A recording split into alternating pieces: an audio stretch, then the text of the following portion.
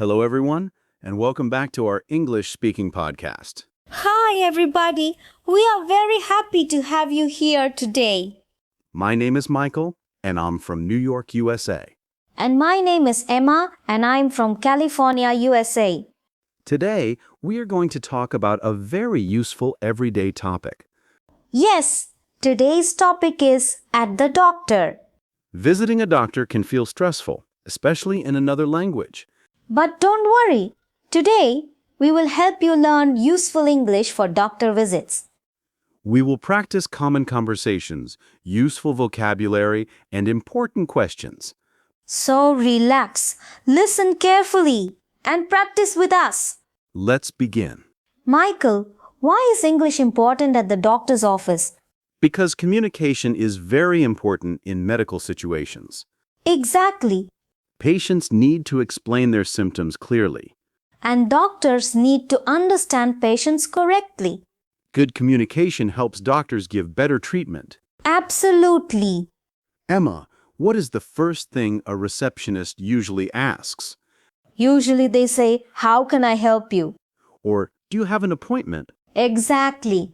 Let's practice a simple conversation at the reception desk. Great idea. Good morning. How can I help you? Hi, I have an appointment with Dr. Smith at 10 a.m. Okay. Can I have your name, please? My name is Emma Johnson. Thank you. Please take a seat. The doctor will see you soon. Thank you very much.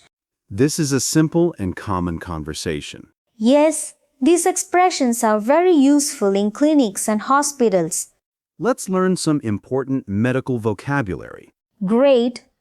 Headache, fever, cough, sore throat, stomachache.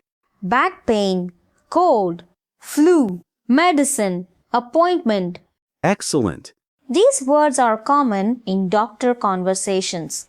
Emma, what happens after the patient enters the doctor's office?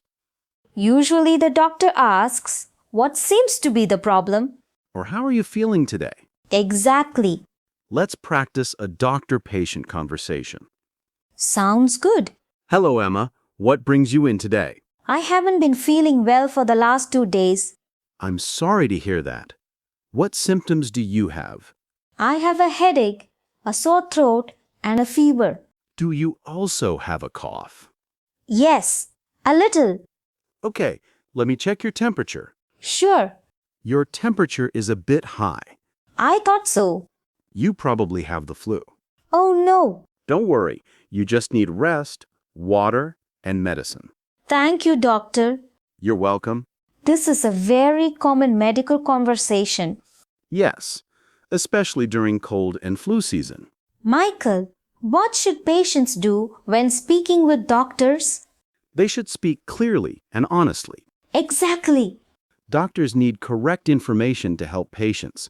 Patients should also ask questions if they don't understand something. Very important advice. Let's teach some useful doctor questions. Great. How long have you felt this way? Does it hurt here? Are you taking any medicine? Do you have allergies? Have you had this problem before? Where does it hurt? Do you have a fever? Are you feeling dizzy? How severe is the pain? Have you been sleeping well? Excellent questions. Now let's continue with another dialogue. Okay, Hello, Emma. What seems to be the problem? my stomach hurts a lot. When did the pain start? Last night, after dinner, Did you eat anything unusual? I ate very spicy food. I see. I also feel a little nauseous. Okay. You may have a stomach infection or food poisoning. That doesn't sound good. Don't worry. I'll give you some medicine. Thank you. You should also drink plenty of water and rest. I will. Emma, many English learners feel nervous at the doctor's office. Yes, especially because medical vocabulary sounds difficult.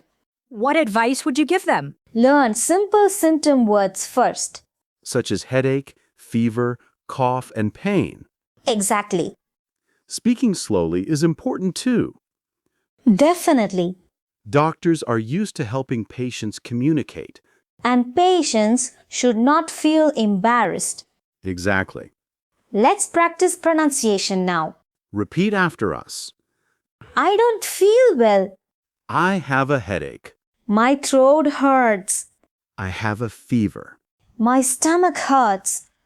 I need to see a doctor. How often should I take this medicine? Thank you, doctor. Great job, everyone! Keep practicing these sentences every day. Repetition improves confidence and fluency. Emma, what happens when doctors give medicine? They usually explain how to use it. Let's practice an example. Okay. Take this medicine twice a day after meals. For how many days? For 1 week. Are there any side effects? You might feel sleepy after taking it. Okay, thank you. You're welcome. Understanding medicine instructions is very important. Definitely. Patients should listen carefully. And ask questions if necessary. Exactly. Let's continue with another medical situation. Sounds good. Hello, Emma. How are you feeling today? Honestly, I feel very tired all the time. How long have you felt tired? For about 2 weeks. Have you been sleeping well? Not really. Are you under stress? Yes, work has been very stressful recently. Stress can affect your health. I think that's true. You should rest more and try to sleep better. I'll try. I also recommend some blood tests. Okay. This is another common doctor conversation. Yes, doctors often ask about stress, sleep, and lifestyle. Emma, what are some useful expressions patients can use? Here are some examples. I feel sick. I feel dizzy. I have chest pain. I feel weak. I can't sleep well. I feel better now. The pain is getting worse. I need a prescription. I'm allergic to this medicine. I need another appointment. Excellent expressions. Native speakers use them often in medical situations. Let's do one final doctor conversation. Great. Hello, Emma. What brings you in today? I've been coughing a lot for the last few days. Do you also have a fever? Yes, a small fever. Any trouble breathing? No, not really. Okay, let me listen to your breathing. Sure, Your lungs sound okay. that's good. I think you have a common cold. What should I do? Get plenty of rest, drink warm fluids, and take this medicine. Thank you, doctor. You're welcome. You should feel better soon. Hopefully. Before we finish, let's give some final advice. Great idea. Learn basic medical vocabulary. Practice speaking clearly. Don't be afraid to ask questions. Explain your symptoms honestly. And always follow medical instructions carefully.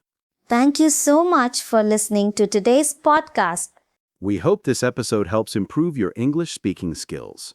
especially in real-life medical situations. Keep practicing every day. And remember, confidence comes with practice. See you in the next episode.